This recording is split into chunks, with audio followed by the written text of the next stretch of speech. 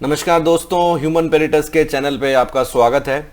आज हम समझेंगे पेमेंट ऑफ ग्रेच्युटी एक्ट 1972 में किस तरीके का न्यूमेरिकल बनता है। Will try to do some numericals also and उस चीज़ को करने से पहले ये ज़रूरी है कि हमें वो प्रोविज़न जो अमाउंट ऑफ ग्रेच्युटी कैलकुलेशन के लिए हमारे एक्ट में दिया हुआ है उसकी अच्छे से समझ हो। तो सबसे पहले उसको समझेंगे, फिर जो न्यूमेरिकल पूछे जा रहे हैं उनको एक बार करके देखेंगे। तो शुरू करते हैं।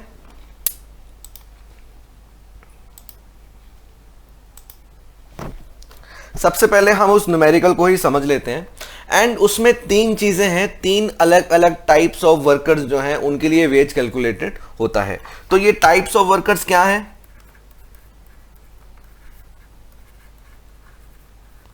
सबसे पहला है आपका मंथली रेटेड वेजेस, यानी जो मंथली रेटेड एम्प्लॉयज हैं इनके लिए कैसे निकाला जाता है। फिर हम समझेंगे जो पीस रेटेड एम्प्लॉयज हैं उनके लिए कैसा निकाला जाता है। एंड देन तीसरे जो टाइप्स ऑफ वर्कर हैं वो हैं सीजनल एस्टेब्लिशमेंट में काम करने वाले एम्प्लॉय। ठीक है, तो सबसे पहले मंथली रेटेड एम्प्लॉय से शुरू करते हैं। और जो बात हमें यहां पे समझनी है वो क्या है, वो है कि एवरी जो प्रोविजन में लाइन लिखी जाती है वो क्या लिखी जाती है कि every completed year of service. ठीक है, हर एक साल जो आपने अपनी नौकरी में काटा है, उस सर्विस में काटा है, इसके लिए wages drawn at the rate of last wage drawn. तो लास्ट वेज ड्रॉन जो है वो एंड देन 15 डेज की। ठीक है, तो हर साल की जो 15 दिन की कमाई है, हर साल की जो 15 दिन की कमाई है at the rate of last wage drawn, उसको हम यूज करते हैं किसके लिए? For the calculation of gratuity. ठीक है, इसी चीज को अगर मैं फॉर्मूले में लिखूं तो इसका जो फॉर्मूला बनता है वो क्या बनता है, ये हम मंथली रेटेड के लिए बात कर रहे हैं। जो फॉर्मूला बनता है वो बनता है 15 into last wage drawn into number of completed year of service.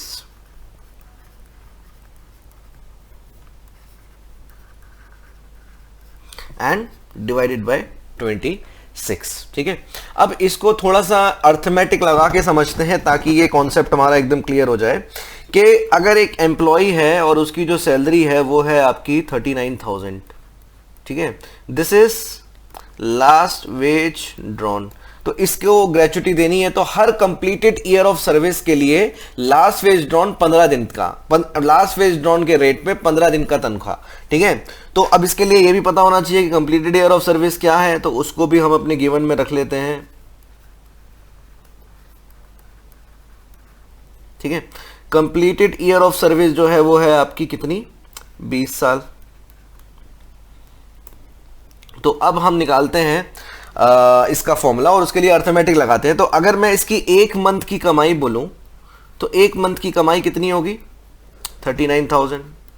ठीक है, अगर मैं इसकी एक दिन की कमाई बोलूं तो वो कितनी होगी? 39,000 अपॉन 1 मंथ। ठीक है, अगर मैं इसकी 15 दिन की कमाई बोलूं तो वो कितनी होगी? 39,000 अपॉन 1 मंथ मल्टीप्लाइड बाय 15, इतनी होगी। ठीक है, तो 15 दिन की कमाई हर एक साल के लिए, हर एक साल यानी 20 साल के लिए, तो टोटल 20। तो ये आपका फॉर्मूला निकल के आ गया। ठीक है, अब यहां पे आप देख रहे हो हमारे फॉर्मूले में एक मंथ है और जो दिया है वो 26 है। तो ये क्या कहानी है? तो बेसिकली 1 मंथ में अगर आप देखोगे तो 1 मंथ में 30 दिन भी होते हैं, 1 मंथ में 31 दिन भी होते हैं। अच्छा, 1 मंथ में संडे भी आते हैं जब आदमी छुट्टी पे रहता है। तो कैसे क्या फिगर लिया जाए, तो उसी के लिए जो स्टैंडर्ड फिगर लिया गया वो कितना लिया गया? 26, ताकि एक स्टैंडर्ड फिगर हो, ऐसी कोई दिक्कतें ना आए कि कोई 31 है, कोई 30 है, कोई कुछ है। और इसीलिए इसका फॉर्मूला फाइनली क्या बन के आ गया?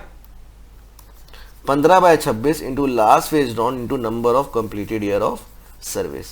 ठीक है, ये हो गई पहली बात। अब दूसरी बात समझते हैं पीस रेटेड एम्प्लॉयज के लिए।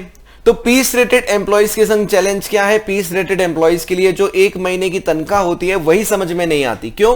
क्योंकि वो फिक्स नहीं है, वो नंबर ऑफ पीसेस पे डिपेंड कर रही है, तो वो वेरी कर जाएगा। तो उसको भी रेशनलाइज करना है ताकि हम अपने फॉर्मूले में लास्ट वेज ड्रॉन लिख सकें, जो 39,000 का फिगर है वो लिख सकें। ठीक है, तो उसको कैसे आसान किया गया? उसको आसान किया गया कि ये जो लास्ट वेज ड्रॉन था, ये जो लास्ट वेज ड्रॉन था, इसको निकालने के लिए पीस रेटेड एम्प्लॉयज के लिए क्या कर दिया गया? Average of 1 month plus average of जो जस्ट प्रीवियस था एंड एवरेज ऑफ उससे भी प्रीवियस था। जो आखिरी 3 मंथ है, जो आखिरी 3 मंथ है एम्प्लॉयमेंट के, उनका जो एवरेज है वो आपका लास्ट वेज ड्रॉन की तरह ऐड करेगा। लेट्स सपोज कि एक महीने में 48,000 है, अगले महीने में 39,000 है, अगले महीने में 40,000 है, तो उसका एवरेज कितना आएगा? 39,000 and therefore last wage drawn will be 39,000। उस तरीके से पीस रेटेड एम्प्लॉयज के लिए लास्ट वेज ड्रॉन हो जाएगा और जो फॉर्मूला है वो बिल्कुल सेम हो जाएगा। Now let us discuss about seasonal establishment. तो seasonal establishments are actually seasonal, why? Because ये पूरे साल का एम्प्लॉयमेंट नहीं होता। ठीक है, एक पर्टिकुलर सीजन तक चलेगा ये एम्प्लॉयमेंट। तो तब क्या करेंगे? तब उसको बोलते हैं every completed season, not year of service. Every completed season के लिए at the rate of 7 days of wages last wage drawn. ठीक है, तो अगर मैं सीजनल एस्टैब्लिशमेंट के लिए डेफिनेशन लिखना चाहूं तो वो क्या आती है?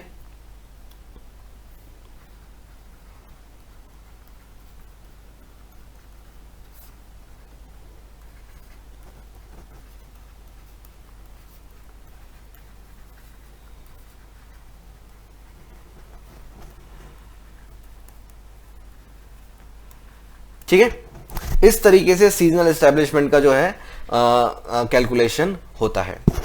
ठीक है, अच्छा एक और चीज है जो हम यहां पे डिस्कस कर सकते हैं, वो है in part excess of 6 months. इसका क्या मतलब है? तो देखिए, जैसे 20 साल का फिगर तो समझ में आता है कि number of completed year of service 20 हो गया, पर अगर 20 साल 3 महीने है तब, या फिर 20 साल 6 महीने है, या फिर 20 साल 9 महीने है, तब क्या करेंगे? तो उस केस में कहता है ये कि जब मोर देन 6 मंथ हो, मोर देन 6 मंथ्स हो, तब वो जो 20 साल का फिगर हो जाएगा वो हो जाएगा 20 + 1 यानी कि 21।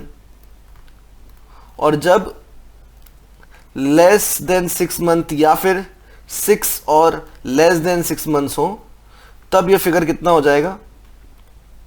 20। ठीक है, तब एक नहीं जुड़ेगा, तब 20 साल ही रहेगा। इसका सीधा सीधा मतलब ये होता है। ठीक है, तो अब हम सारा समझ गए हैं। अब हम कुछ कुछ क्वेश्चंस देखते हैं और कोशिश करते हैं उन सवालों को सॉल्व करने की। वैसे तो इस पूरी कहानी को समझने के बाद ये क्वेश्चंस काफी ही आसान आपके लिए हो गए होंगे। ठीक है, A workers retire from a factory after putting in 20 years of continuous service. His last monthly wage drawn was rupees 45,500. ठीक है, what is the amount of gratuity the worker is entitled to under the payment of gratuity act 1972? ठीक है, तो दिया नहीं है तो ये मंथली रेटेड एम्प्लॉय है, मंथली वेजेस दिखा हुआ है यहाँ पे, मंथली रेटेड एम्प्लॉय है। तो सीधे सीधे 15/26 इंटू लास्ट वेज ड्रॉन कितनी है? 45,500 into number of completed year of service कितना है? 20। इसको कैलकुलेट कर लीजिए और हमारा आंसर आ जाएगा।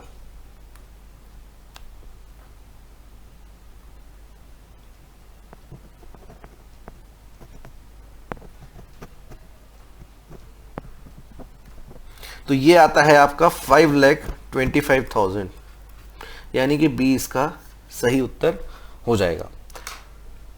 अगला देखते हैं, amount of gratuity payable to an employ retiring from services after completing 18 year of service, drawing his last wage of ₹39 will be. ठीक है, तो बिल्कुल आसान है। Monthly rated employees 15/26 into last wage drawn क्या है? 39,000 into number of completed year of service कितना है? 18। इसको भी कैलकुलेट कर लेते हैं।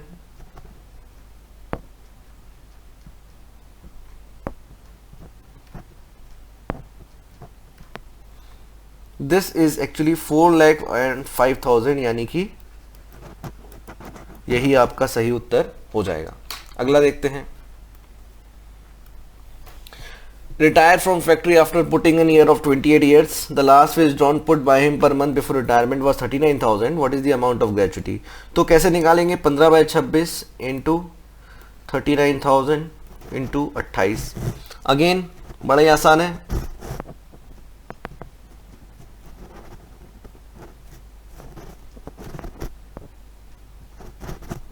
ये आ जाएगा आपका 6,30,000 यानी कि option D. What is the current amount of maximum gratuity payable under the Payment of Gratuity Act 1972? अब देखिए, हम सवाल करते करते हमें समझ में आ रहा है कि ग्रेचुटी का अमाउंट अपने आप में एक साइजेबल अमाउंट है, काफी बड़ा अमाउंट है, और वो डिपेंड कर रहा है number of completed year of service and the wages last drawn. तो वेजेस लास्ट ड्रॉन तो काफी ज्यादा हो सकती है. उस केस में काफी ज्यादा पैसा जो है ग्रेचुटी के रूप में दिया जाएगा, जो कि एक आउट ऑफ प्रोपोर्शन पैसा होगा. तो उसी चीज को ध्यान में रख के जो एक्ट होता है वो सेंट्रल गवर्नमेंट को पावर देता है कि central government time to time जो मैक्सिमम अमाउंट ऑफ ग्रेचुटी जो है वो फिक्स कर सकती है. यानी कि एक मैक्सिमम अमाउंट होगा जिसके ऊपर अगर कैलकुलेशन जा रहा है तब वो कैलकुलेशन नहीं माना जाएगा, वो अमाउंट मैक्सिमम का माना जाएगा. And that amount is ₹20 lakhs. ठीक है. तो 2018 में ये जो अमाउंट है पहले 10 लाख था, 10 लाख से बढ़ा के ये 20 लाख कर दिया गया.